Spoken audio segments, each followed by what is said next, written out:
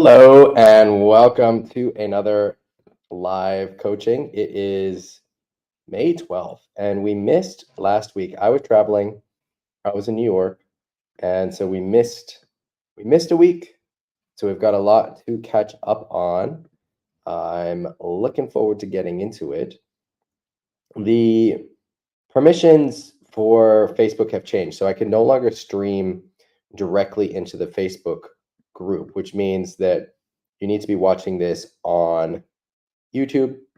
So if you are watching this, I guess you've already found it on YouTube. But if you're watching this from the past and you were trying to figure out the live stream in the Facebook group, this is why it doesn't work in the Facebook group anymore. So you've got to watch it on YouTube. So watch it on YouTube because Facebook changed the permissions. All right, so let's get into it. Did you sail this week? And we can include the last 2 weeks as well because we didn't do a live stream last week. I was in New York. I was traveling. And I tried to get set up, but in the end, I just couldn't get set up for the live stream. I was there for a wedding. I was not windsurfing, but it is windy today. There's wind in the trees. So I am going to get on the water today. I went surfing yesterday. I took my kids surfing with the whole family, just normal surfing, which was fun. It's a great sport to do if you are a windsurfer or not a windsurfer, but I'm assuming if you're watching this, you are a windsurfer. All right, we got a few people in the chat. Jorg, hello. Rasmus, Hans, Suna, Sunny, Denmark. Sunny's good. Axel, salam alaikum. Ragnar, no wind for 2 weeks. Oh, yeah.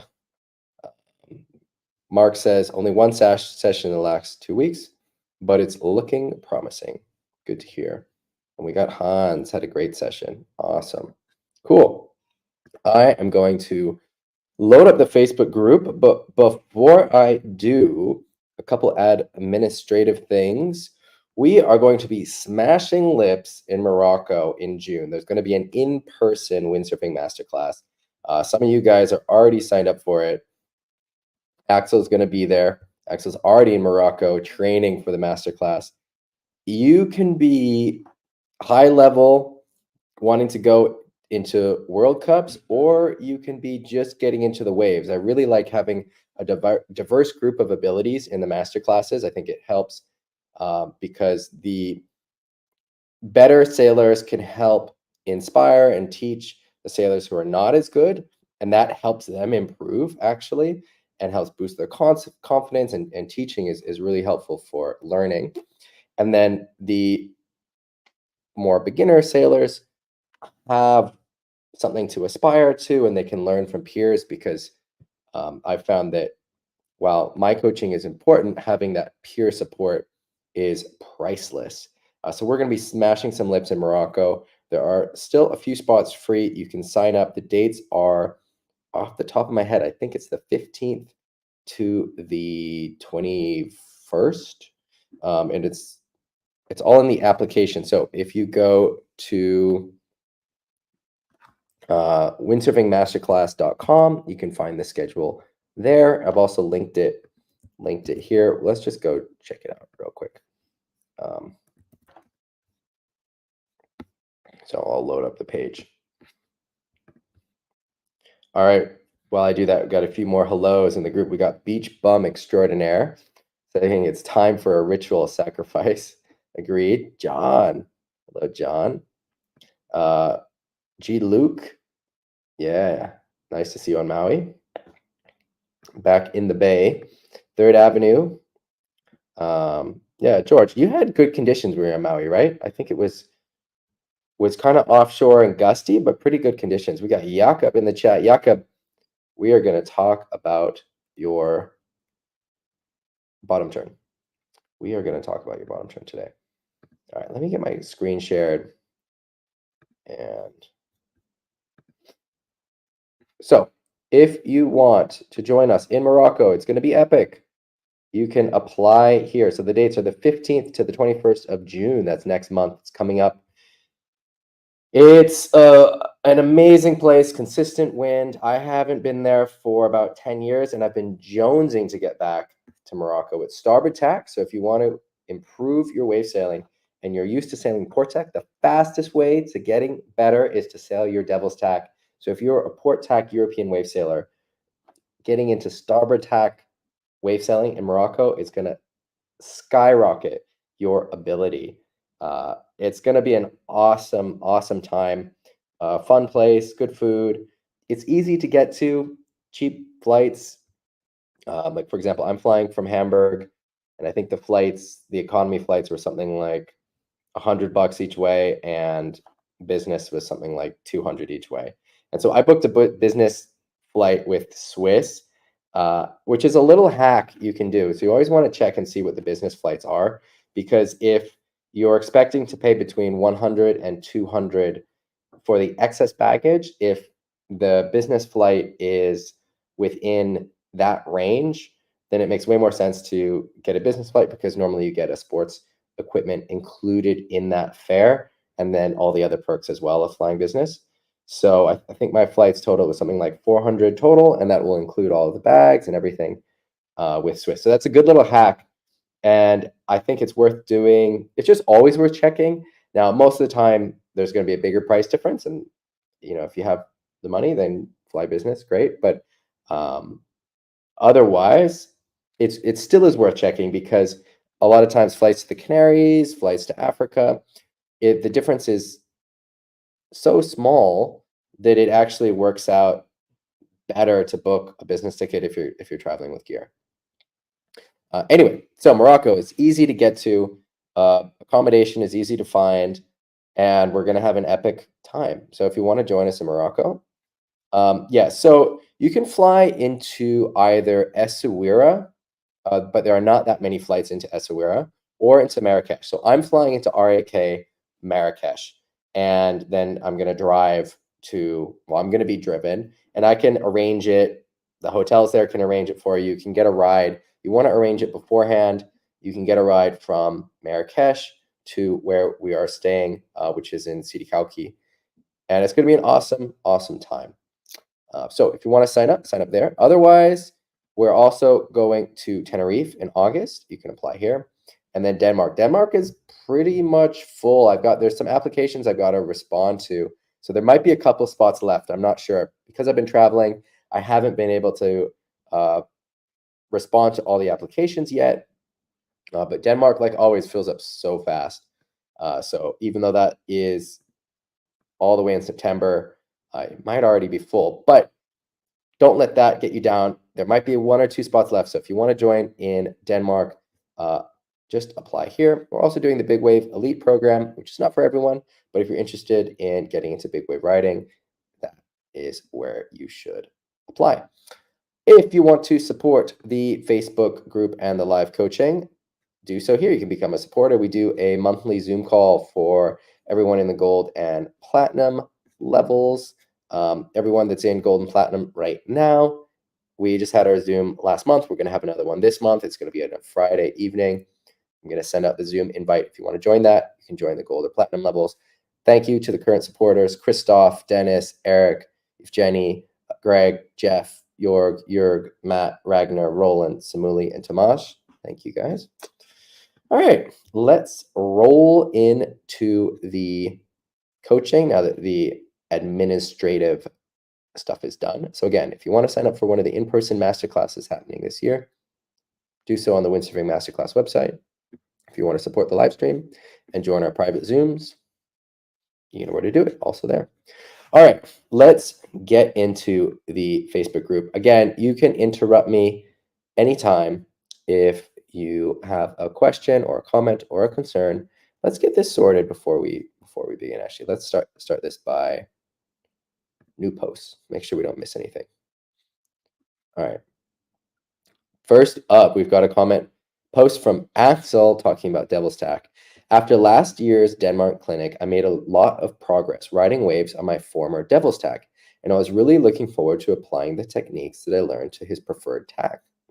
Now that I've spent the last 2 weeks in his beloved starboard tack, side-off conditions in Morocco, and he seems to kind of switch into autopilot mode as soon as he's on a wave, not really thinking about what he's doing. On the one hand, this seems to help with concentrating on timing and getting the proper high fives. And on the other hand, he's thinking, damn it, I didn't move my hands again, or did I bend my knees at all? Any tips on switching off that autopilot and start concentrating on the movements again? So Axel is a great case study for fast improvement. I think Axel, in the last 2 years, has improved more than anyone else I've worked with in the last 2 years, possibly. Um, and one of the reasons I think that is, aside from Axel being a hardworking student, is that he's switching it up between tacks. So starboard tack is his main tack, but when he joins us for the Masterclass in Denmark, he's sailing port tack. And having that intense coaching experience on his devil tack, I think has really helped boost his ability. And so it's great to see. And again, if you're a port tack windsurfer, you want to have that same boost, join us in Morocco. I love this high five. So the question from Axel about what to do when you're comfortable and things feel like they're on autopilot. There are a couple things that I do when I'm in this situation. One is to make a small change to the gear. So if you lower the boom 2 centimeters or raise the boom 2 centimeters, that will make enough of a change that it'll throw you off your autopilot. I lowered my boom about 2 centimeters in when was it? In April or something. And I was in a bit of a funk before that. And then I was totally out of my funk. Just that was the solution to my plateau, which is lowering the boom an inch, 2 centimeters. So make a small change with the gear. It could be the boom height. It could be your fins. It could be the mast track position. It could be trying a different board. But adding some difference to the gear is going to make it so that you have to think a little bit more. And we don't want to be thinking too much, right? So it's good to be in that autopilot flowing mode. But for getting in a learning mindset where then we're picking up new skills and we're getting rid of bad habits, then it can be helpful. The other thing that you can do, Axel, is spend 15, 20 minutes where your goal is to fall. And so I don't mean just fall in on your back, but I mean, okay, you're going to hit the lip and you have to fall. So it means you need to get extended or leaning or pushing so much that you fall. And that is your goal.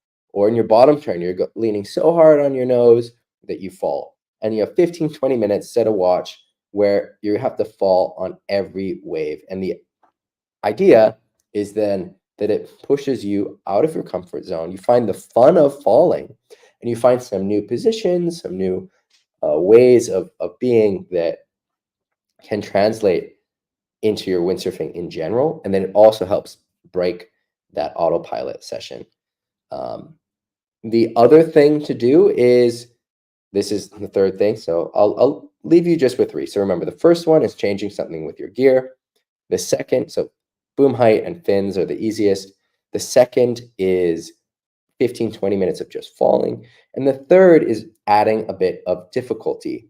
And so the 2 things that come to mind specifically for you, Axel, one would be working on one-handed cutbacks. And so you could do cutbacks with either the front hand or the backhand off. And those each are working separate skills. And I recommend training both of them. Backhand off, it forces you to rely solely on your body and your board rather than the sail. And front hand off requires a certain amount of balance and understanding of the rig. And then the other thing you can do to make it more difficult is linking your turns with less time between them. So rather than coming off of a high five, pausing, going into another high five, you don't pause. So you just try to go from turn to turn to turn, almost like mogul skiing. All right, let's get into the next post. All right, so what are your questions this week? So John T asks, are there any tips for wave riding in pretty well straight offshore conditions other than resorting to a surfboard? He went out in shoulder high offshore, got one great wave by getting lots of speed heading out on a broad reach, and then turned hard onto the wave, same tack onto a close reach. Other than that, it was really difficult to get any waves. So this is an interesting problem, and it's not a problem that most people have. We normally have the opposite problem where um, the wind is too onshore. So wind that's too offshore is its own issue. And I have sailed in straight offshore wind. It's definitely challenging, but it can be fun. You have to adjust your expectations. Because the conditions are so difficult when the wind is straight offshore like that, you are maybe only going to catch 3 waves in an hour or 4 waves in an hour rather than catching a wave every 5 or 10 minutes like you normally would with more sideshore wind. But this is maybe a closer wave catching rate to normal surfing. Like if you're sitting in a busy lineup, you're only going to be catching a small handful of waves in an hour. And so instead of getting disappointed about that, just adjust your expectation. Think that it's going to be more similar to surfing rather than windsurfing in terms of the frequency that you're going to be catching waves. I'm just going to respond to Jeff right now. And so that's the first thing. The second thing is you're not going to be able to turn on the waves as you normally would. And it's going to take a lot of ground to catch the wave because you're going to go way downwind just to catch the wave. It's hard to get out. So there's all these other challenges that you have to expect. And they're just par for the course when you're sailing with near straight offshore wind. I think it's really fun and great exercise when you're catching the waves. Instead of really trying to do turns, just getting a ton of speed. And when the wind is offshore, you can really go fast and just try to stay on the wave, get as much speed as you can, see if you can sail in the feathering part of the wave, just going down the line, just collecting speed. It's great for working on little aerials. Because it's difficult to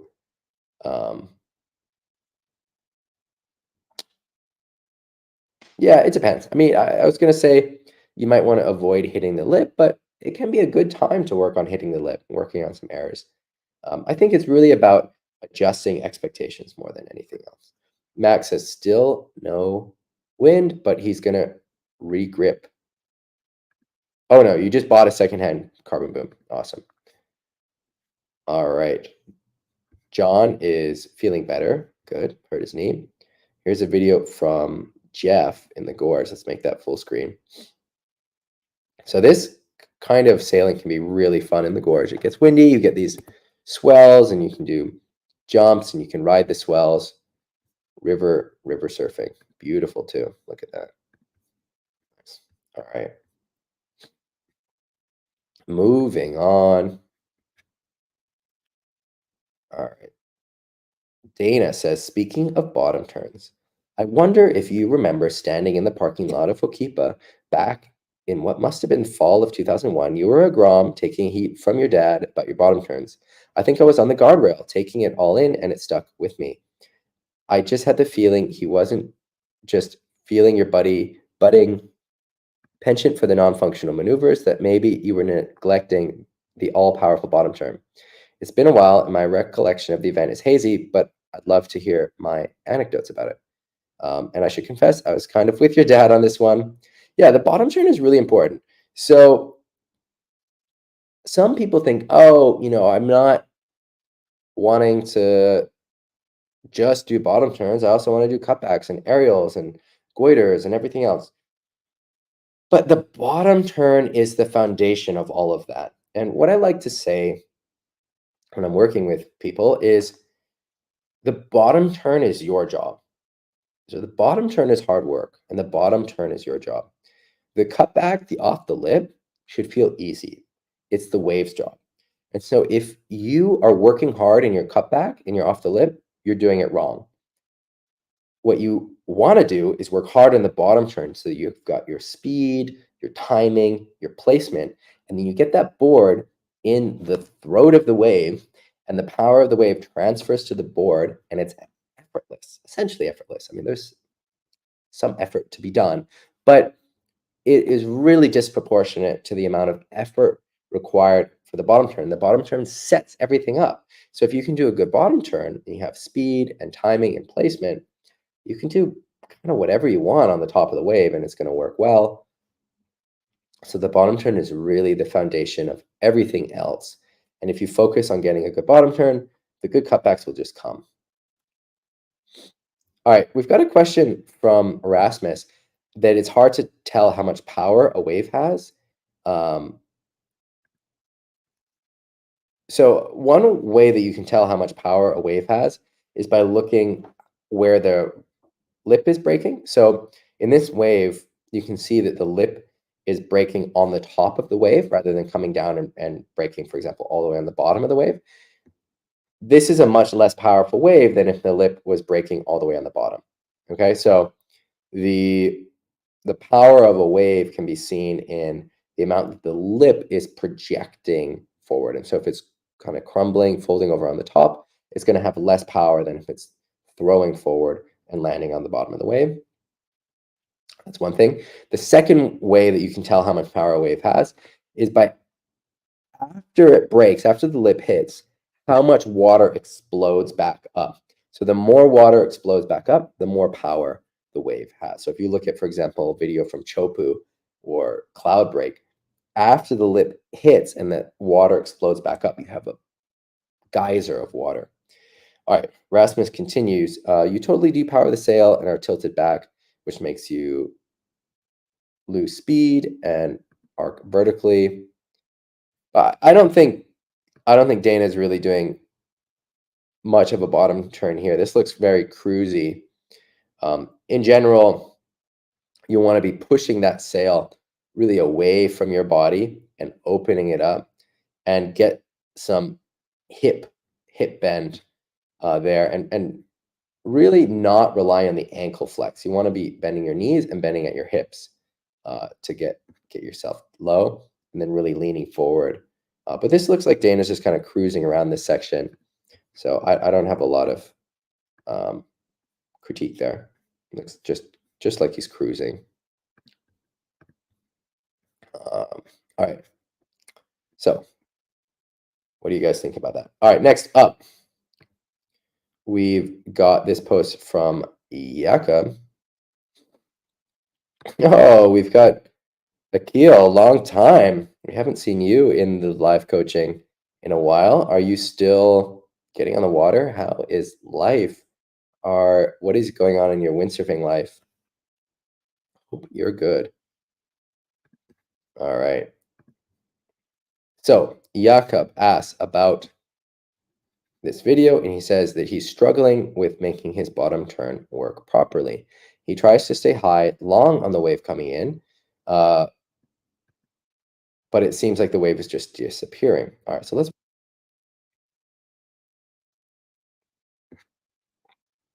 All right, so here we go.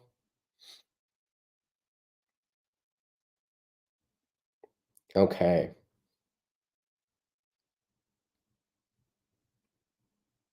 This is a good video. We can see a lot from this angle. Setting up, looking with the head. I like to see it.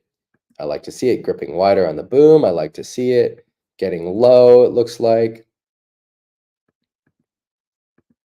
Doing some little pumps to get some speed. We've got some knee bend. Opening the sail. So what I'm going to say might sound a little crazy, Jakob, but the issue is not with the technique. The issue is where you're aiming and your understanding of what you're trying to do. So if we go through this again, and we'll look what's going on here. What I want you to do is aim for this corner pocket and just get to this section like your life depends on it. And you will. You're good enough to make that happen. So you're going to have the bottom turn a little bit tighter. But if you're just aiming to get your board there, you're going to get there. You're good enough to do that. and make sure that you get that high five. So the angle of the board is presented to this whitewater.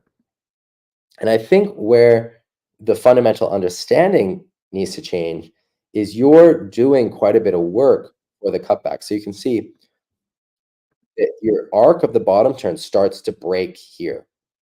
So at this point, you transition. You can see that in your line, right? At this point, you're already transitioning into your cutback because you're doing the work of the cutback. You want the wave to do the work of the cutback. And so instead, what you want to do is stay fully into the bottom turn. And so you're in your bottom turn until you get to the lip of the wave. And all you're doing is changing the angle of the board so that you can get that high five with the whitewater. And by trusting that the wave is going to do the cutback for you, it allows you to commit more to the bottom turn, missing from this bottom turn, because right at the midpoint of the bottom turn, when you should be committing the most, you're already thinking about doing the cutback. You're already starting to do the work of the cutback, which pulls you out of the bottom turn. And instead, we want to stay in the bottom turn at this moment so that we can hit the wave while we're still basically bottom turning. And all we're doing is just changing that angle of the board so that then the bottom of the board makes that high five contact with the power of the wave, and it's going to do the cutback, the off the lip for you. So what I want you to do is one, trust the wave, the power of the wave is going to do the cutback for you. The power of the wave is going to do the cutback for you. So you don't need to turn your board like you're doing here to go into the cutback. Two, aim for this corner pocket so that you hit this section, and you can do it. You can make it there. If you hadn't stopped in the middle of the bottom turn, you would have hit that section. So you are good windsurfer. You're good enough to make those sections. Three is just make sure that the angle of the board transitions. So you're transitioning from the bottom turn angle to the cutback angle. So instead of thinking about moving the board laterally side to side, all you're doing is rolling from that cutback side, from the bottom turn side to the cutback side. And then the power of the wave is going to hit the bottom, make that high five, and you're going to be laughing. It's going to feel amazing. And it's going to be a lot easier than you think it is. This is a good example of the bottom turn is where you work. The cutback is for the wave to work. Okay. Does that make sense? Does that make sense? And Jakob, does that make sense in two ways? Does that make sense, one, conceptually, and two, does it make sense in a way that you can visualize implementing it on the water? All right.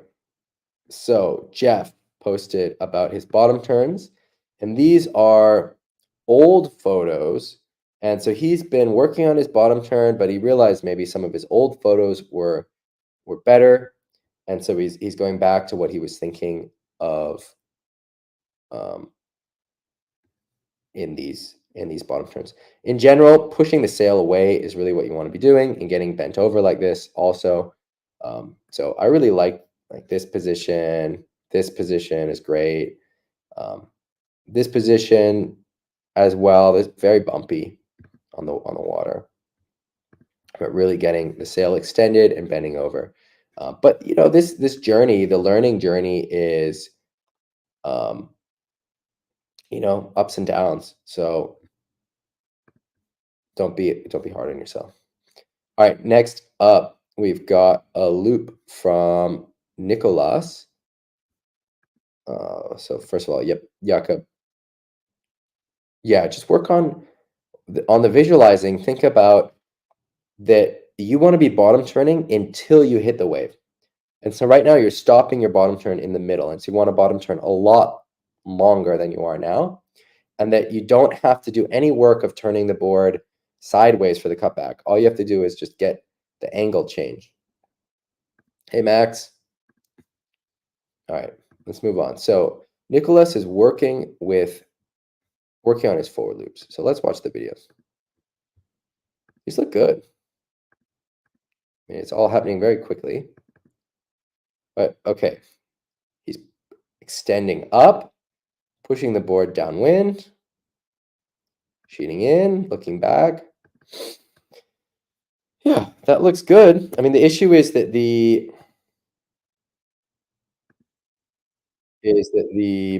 nose is touching, and that's why you're coming out of the straps.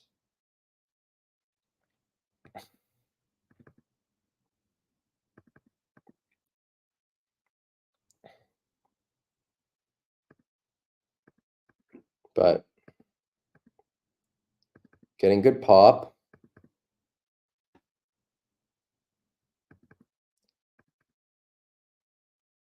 There's a few things we can do differently. Let's watch the other video.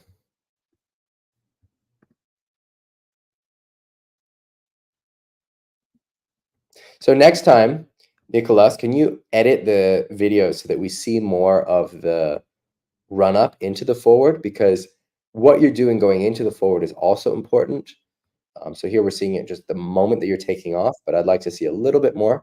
And you're taking off with no wave. There's no wave. There's almost not even a chop. Getting more height would also make it easier, but you're doing a good job of pointing the nose down, pointing the nose downwind, feeding in, but your nose is feeding,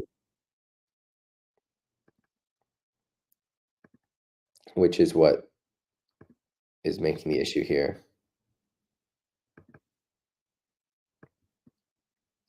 Got a good wide grip, pushing the sail up. You could push the sail even more up and into the wind. I think that would be helpful. So really pushing the sail above your head and into the wind, so over. I've got some exercises that I'm going to release for my online forward loop training that could be helpful for you. I'm not ready to talk about those now, but look out for those in the future. But I think for your takeoff, what you want to focus on is really pushing that sail above your head and into the wind.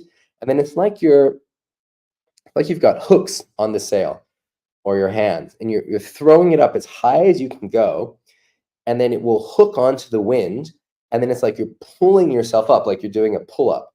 And so you're trying to get the sail as high up as you can as you're jumping off the water, and then you're pulling yourself up to it, and that's what helps you get this extra boost of lift in flat water conditions. And then the other thing you can think about, I mean, that's kind of the main thing that I would do, I would say. But the other thing you can think about, yeah, I mean, that's kind of the main thing. And the more you get that sail into the wind, the more horizontal your rotation is going to be, which will also help. So like here, you're not really pushing that sail up and above your head. And if you are, you're going to get more float, which is going to help this rotation. A little bit of height would also help, some bigger ramps. Uh, but otherwise, it looks good. I've got the other exercises that I'm going to post soon. All right, here, these are the questions from last week. All right, and just a reminder, guys, if you have friends who are windsurfers who are not in this group or who are not following the life coaching, tell them to join us because I cannot think of a better community online in windsurfing that you guys have made. And I would love to have more people. If there are dedicated, passionate windsurfers, they'd be great to have them in this community. So if you've got friends that are not watching the live coaching or not in the community, invite them to join.